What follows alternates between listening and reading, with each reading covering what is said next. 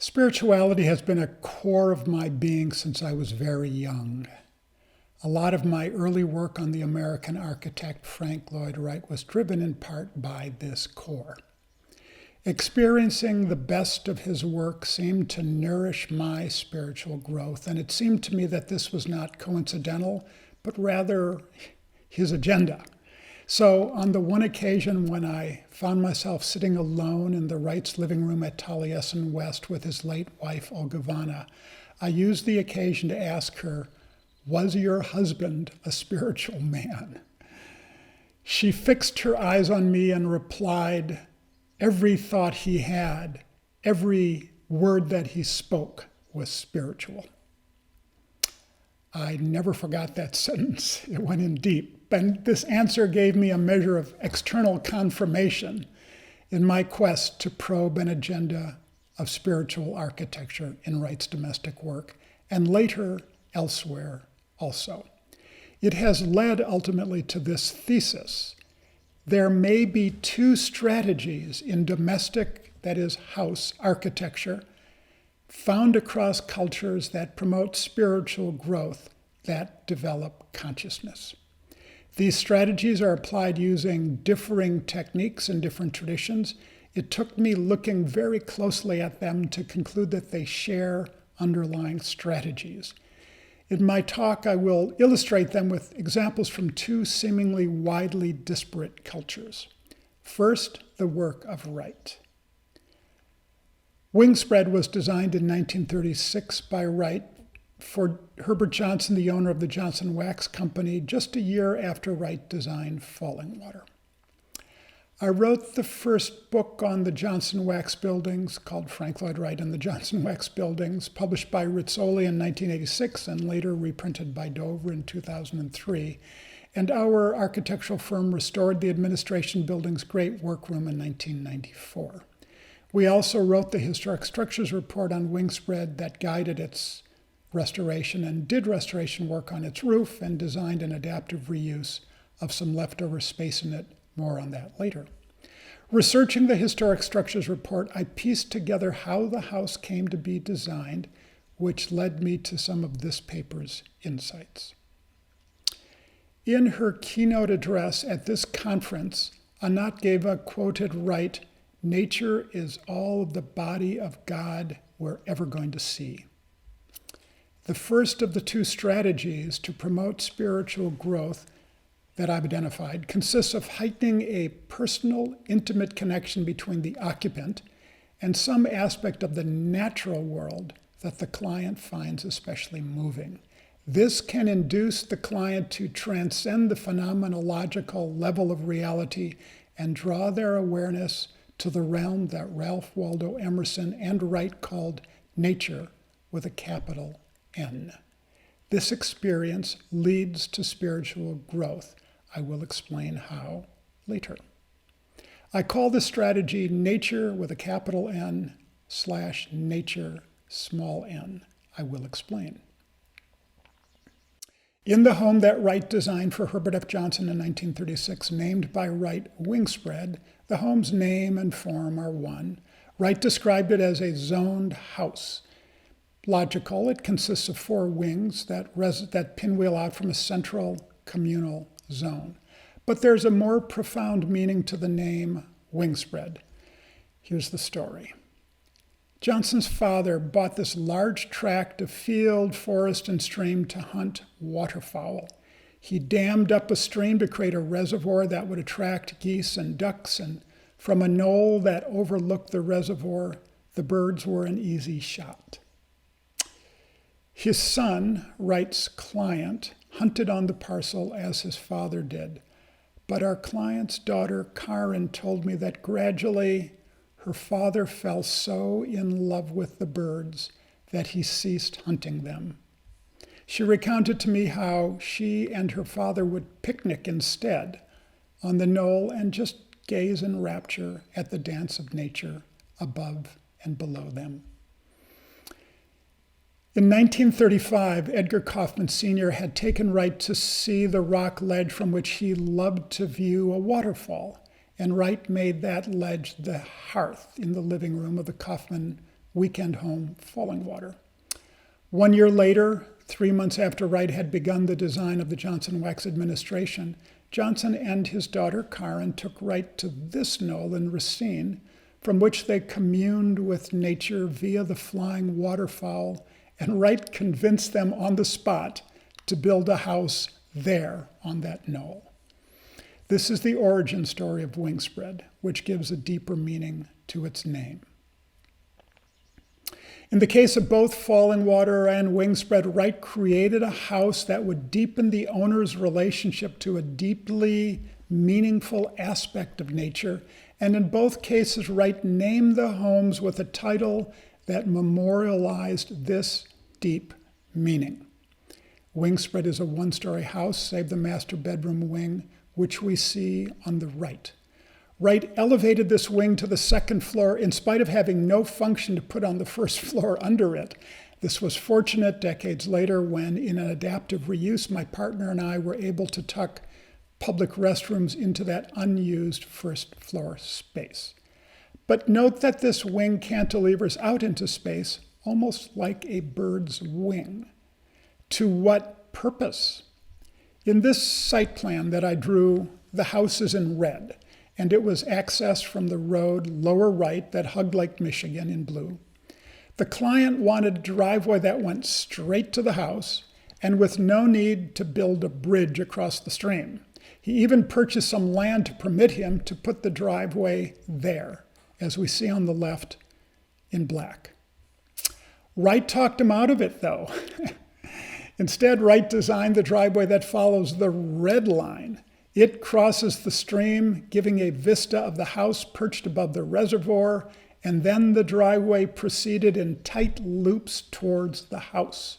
That spiral driveway has since been abandoned, an architectural tragedy.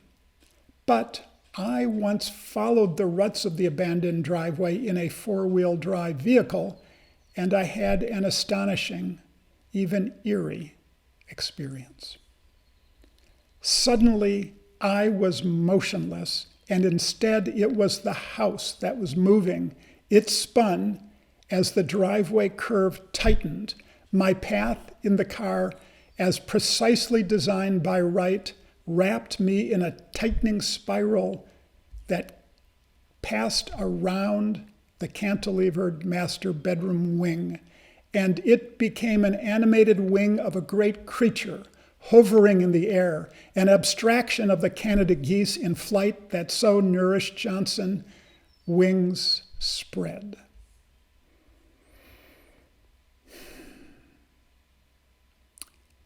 Wright's primary residence, Taliesin, is located on the ridge that formed the western boundary of his maternal family's land, Wyoming Valley, Wisconsin.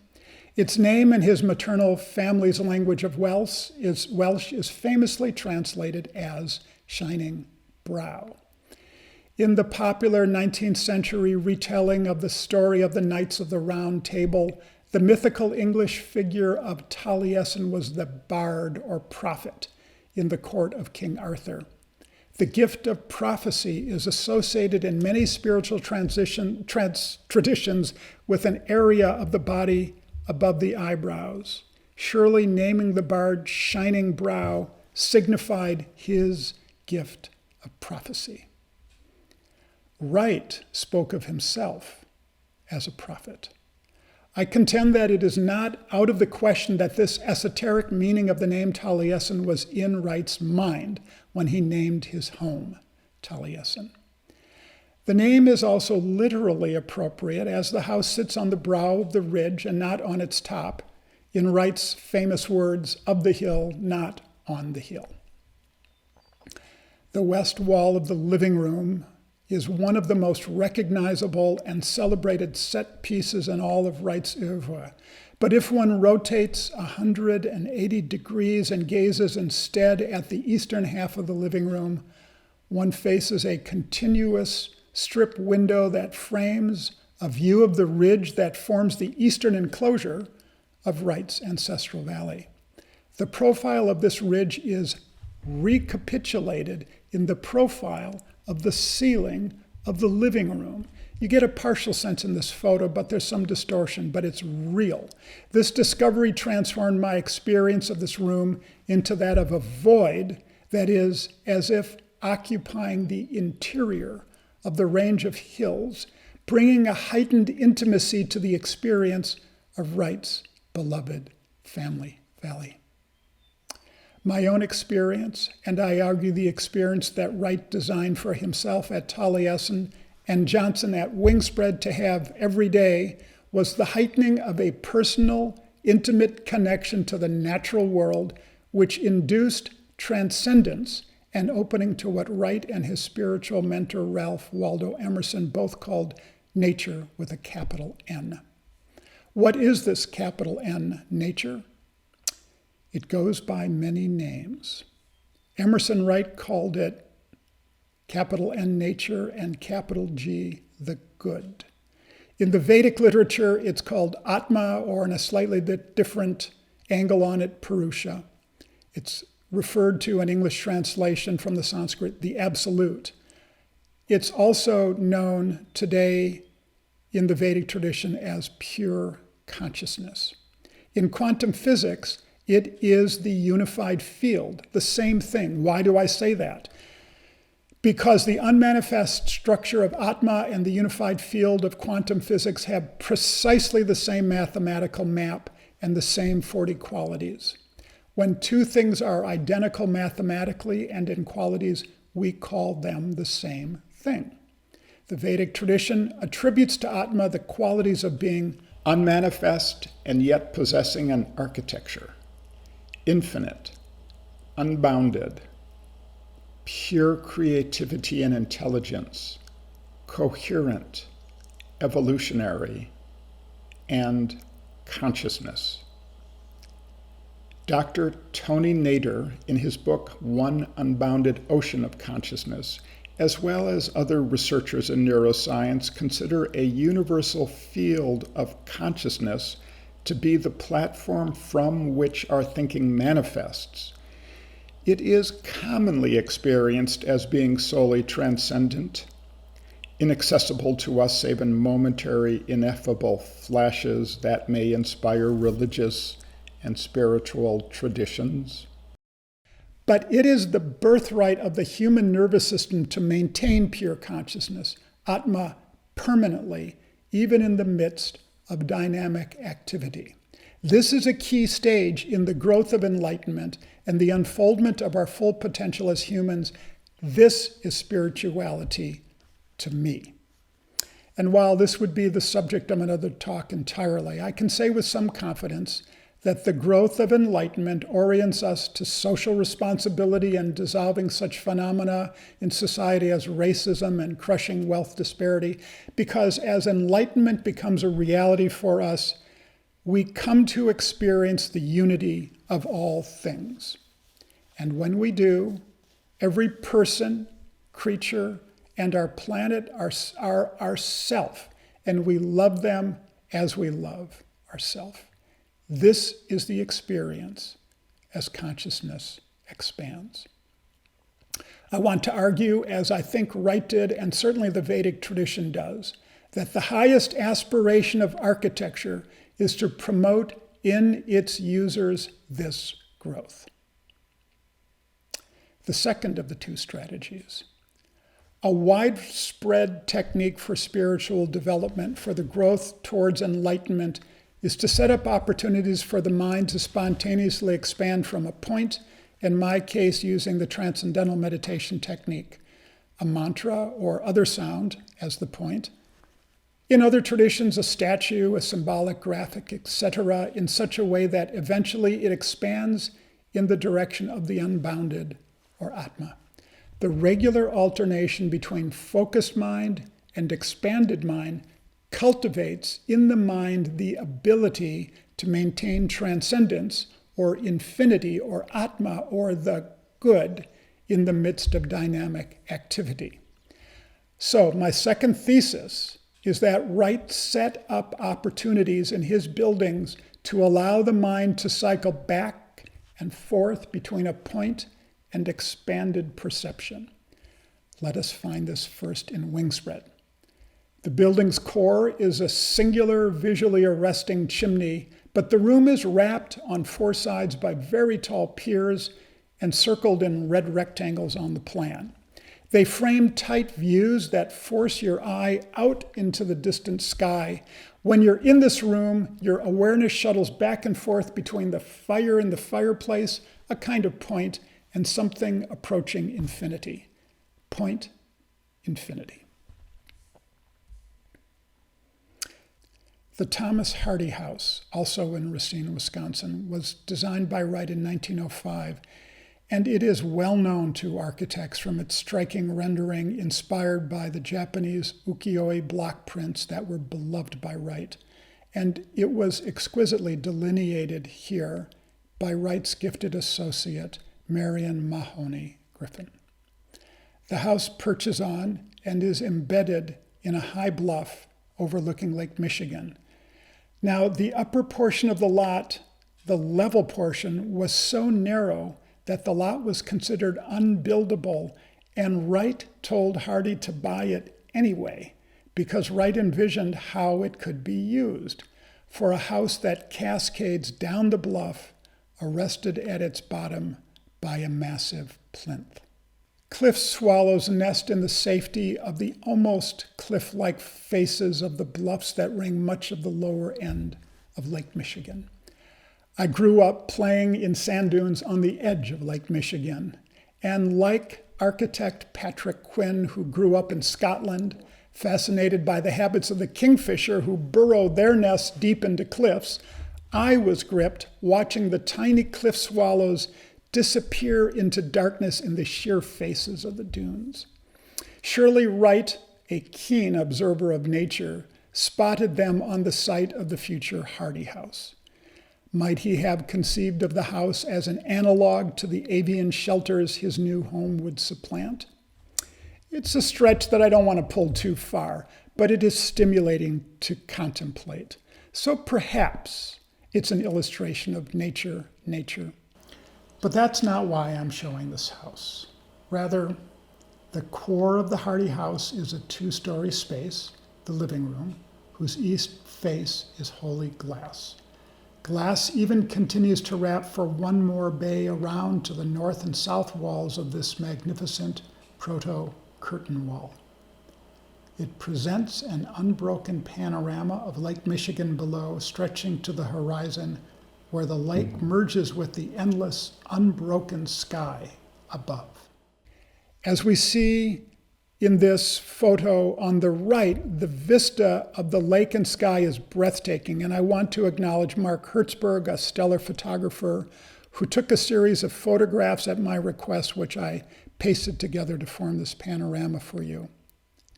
When the house was built, there were no trees in the foreground to stop one's eye looking to the right out over Lake Michigan. But notice what's on the left, a recessed masonry wall with an inset fireplace. The occupant of the house, sitting in the tan center chair, will gaze at the dancing flame and then out the panorama into infinity and back and forth, swinging from point to infinity. We turn now to a system of architecture that places the development of spirituality, or what I choose to call growth to enlightenment, as its central objective. I've been practicing this system of architecture for 25 years. One of the limbs of the Vedic literature is Sthapatya Ved, the knowledge of establishing structures, the Vedic science of the architecture of nature.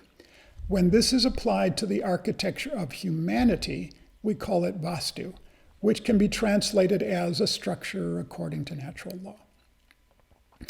Maharishi Mahesh Yogi, the celebrated Vedic teacher best known for introducing the transcendental meditation technique, organized a 20-year-long research project to restore Vastu to its ancient integrity so that its practice would reliably bring influences of good physical and mental health, family harmony, success, and growth to enlightenment. The published medical research on the subject makes a convincing case that he succeeded. In April of 2022, I published as the lead author a literature review on this subject in the journal Global Advances in Health and Medicine, but that would be the subject of another lecture. To identify the practice of Vastu as Maharishi restored it, this practice of Vastu is referred to as Maharishi Vastu, or sometimes by the acronym MVA. How does MVA use the strategies of point infinity and nature to connect an individual's consciousness to pure consciousness in very different ways than those that I identified that Wright used? On Thursday afternoon at this conference, Clive Knight asked us, where am I? What is the aspect of nature? What is the natural environment that we inhabit? He and I agree that the core answer to this question is, I am on planet Earth. This is the essential reality at the center of Maharishi Vastu. You see, the Earth's primal architectural characteristics are that it is a sphere which rotates about an axis which emerges from the Earth at the North Pole and the South Pole. And because of this rotation about the poles, the sun passes overhead from east to west. Now, the sun is the most powerful aspect of natural law on Earth, and everything on Earth is as it is directly or indirectly because of the sun and its energy. We can render visible the prime passages of the key energies across the surface of the Earth by tracing lines east-west to display the passage of the sun overhead and lines north-south connecting the poles. What we have look like the lines of latitude and longitude, and these are not solely an abstract expression of natural law on the surface of the Earth. They are also a physical reality. The subset of physics, known as spherical harmonics, has concluded that all rotating celestial spheres, such as our planet, generate in their rotation quantum mechanical standing waves, which form a grid running due north-south and east-west. For a building to integrate small n nature into large n nature, a powerful strategy, therefore, is to align it with this grid. As we see, this means that the walls and the spaces are aligned with the cardinal directions, and this is a key tenet of Maharishi Vastu. All buildings, all rooms, all walls align with the Earth's grid. This is one of the strategies in MVA that align us with cosmic reality, with nature, capital N. It sounds abstract, but the effect is real.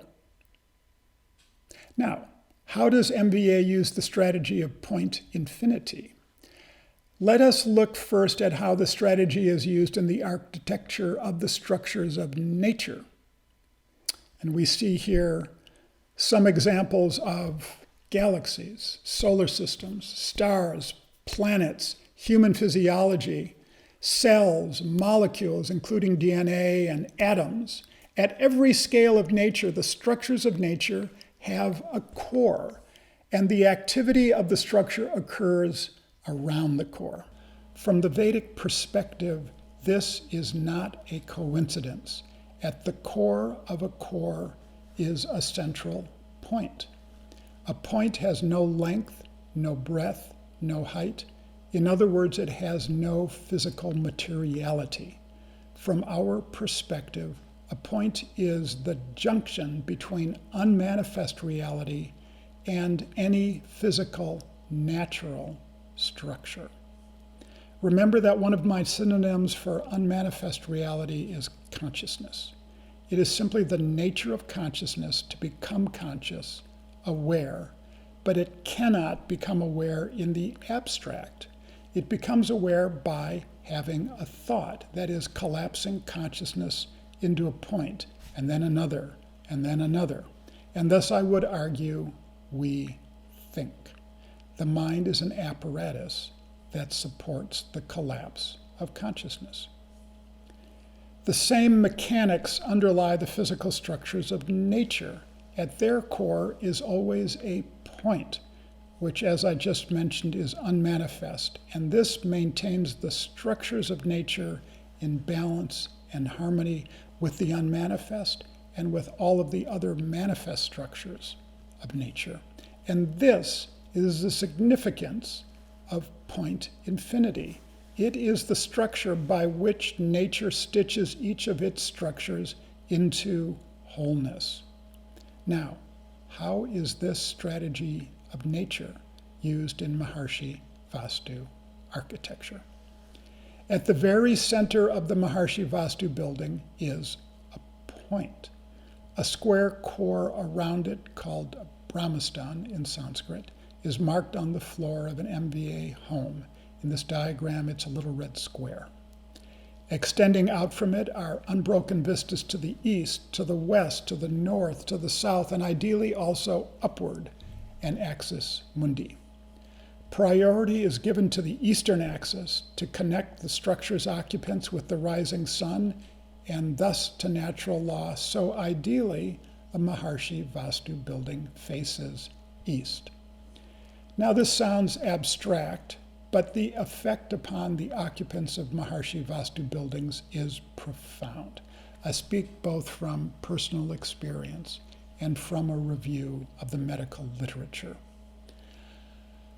I will illustrate this with photos of our own home. In it, I used both Wright's applications of the two strategies as well as the Vedic applications. At the center of this photo, we see a square in the floor, a little dimly. This permits the point to be in our awareness. Note an unbroken vista to the west and above. The vista to the south is seen at the center of this photo. And here in our bedroom, my love of Wright's vocabulary is clear. Considering the house ecologically, it's super insulated, features passive solar and solar air heating, and is off the grid. It's powered only by photovoltaic electric panels, and its domestic water supply is solely rooftop rainwater stored in cisterns. Now we'll have a quick vignette of wall surfaces in the house. I used the interior surfaces of the house's walls as a palette of materials in nature that give me joy. Nature, nature. To tint the wet plaster, I used varying percentages of dirt from our yard. In this panel, we see leaves of cattails that grew in our pond that I picked, dried, and pressed right into the wet plaster. Here, I love birch bark, so we used it very selectively as a wall covering. Nature and the house blur. The effect on me is one of continuous inspiration, promoting spiritual growth. Nature, nature, point infinity, two strategies found in homes across cultures that can integrate the relative and the absolute into our daily experience and thus promote the expansion of consciousness.